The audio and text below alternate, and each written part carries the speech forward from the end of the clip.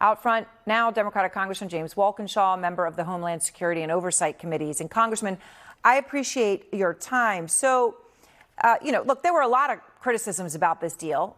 Marco Rubio, when he was asked, said he read about it in the press. He didn't even want to touch it, right? When you talk about another country in the Middle East being allowed to enrich uranium, there were a lot of very serious issues with it. Why do you think Trump, though, suddenly is pivoting, backing off, putting this new condition on the Saudis, not even 24 hours after he announced the deal?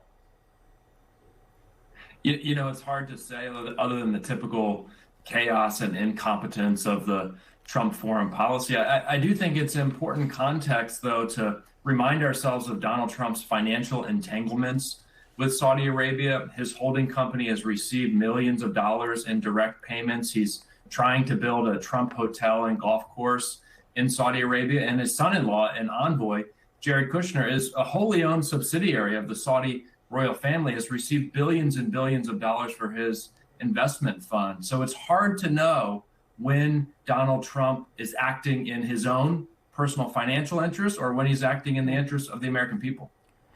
You just mentioned a lot on the financial side. I want to lay some new reporting out here from Forbes' Dan Alexander, who is obviously a regular on this show. So he is reporting, Congressman, that Trump was building out more Saudi business connections as nuclear talks were being held. Specifically, one of the deals I believe you just mentioned, the deal for a Trump-branded hotel, golf, and residential project inside a massive $63 billion development in Saudi Arabia.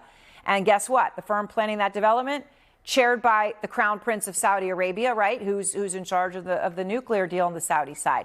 Dan also reports that during the nuclear talks, a Trump representative created new companies that, quote, gave the president an 80% stake in a hotel management agreement. His family members took the remaining 20%. Now, you mentioned the $2 billion that Jared Kushner has in money from Saudi Arabia.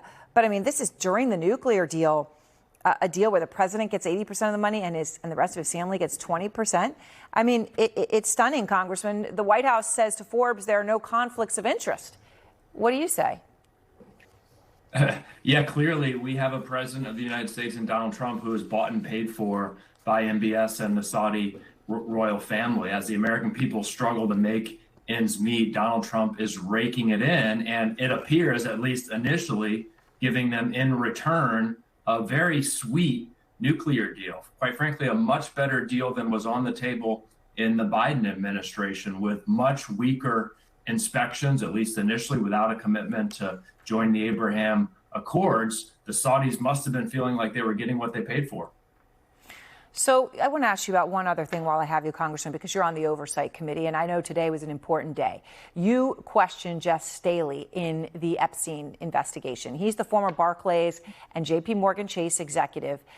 He had ties with Jeffrey Epstein. We've reported that a woman told the FBI Staley sexually abused her inside Epstein's New York home after Epstein had directed her to massage Staley. And the FBI report says, quote, this ended in rough sex. She told Staley she did not want this. Staley admitted all this happened, but said it was consensual, right? So he denied the context around this.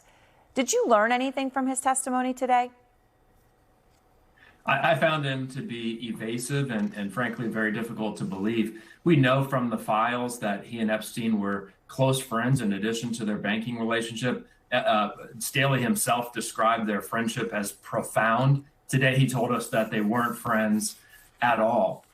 We know that there are very serious and credible allegations against him in the files. He was banned from participating in the banking sector in the United Kingdom because financial regulators there found him to be untruthful or less than truthful about his relationship with Epstein. He covered for Epstein repeatedly when red flags were raised internally at J.P. Morgan Chase about Epstein's large cash withdrawals that we know Epstein was using to pay the victims, now survivors. So I think Jeff Staley is a perfect example of why Todd Blanche and the Department of Justice need to reopen the Epstein investigation and follow all of the allegations, interview those who haven't been interviewed, go back at Jeff Staley and find the truth, because I think there's a lot more there.